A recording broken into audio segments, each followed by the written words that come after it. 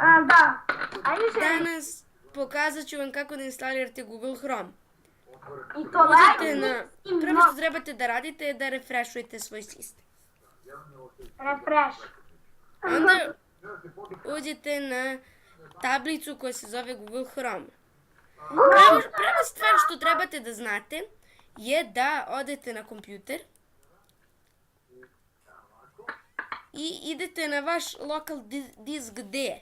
Local disk gde? Tu ćete da imate jedan fajl koji se zove Windows. Windows. I tu ćete imati jedan fajl koji se zove CSC.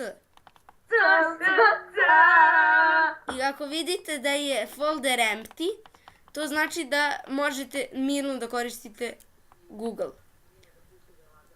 Trebate da uđete na ovu.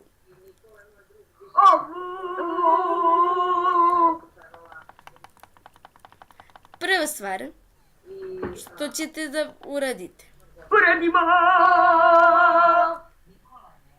Odete na Odemo na The Pirate Bay. The Pirate Bay. Zašto idete na Pirate Bay? Zašto? Kada ukucate YouTube i čim uđete na YouTube, odvešće vas na YouTube.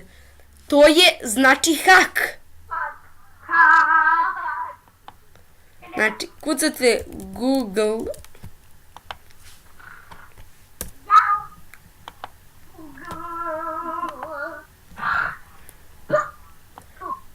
i nađete Red Giant.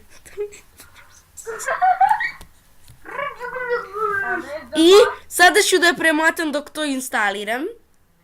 Instaliram. A evo ga, instalirao sam i sada trebate da uđete. Uđete. I sada kada kucate YouTube, YouTube.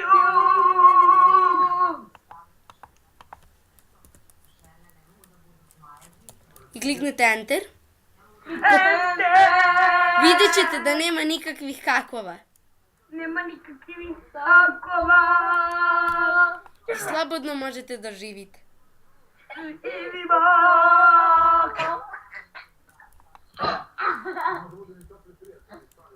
Hvala što ste gledali moj klip. Nadam se da sam vam dosta pomagao. Dosta. I Ovo je zezanje. vidjet ćemo se u narednoj epizodi tutoriala.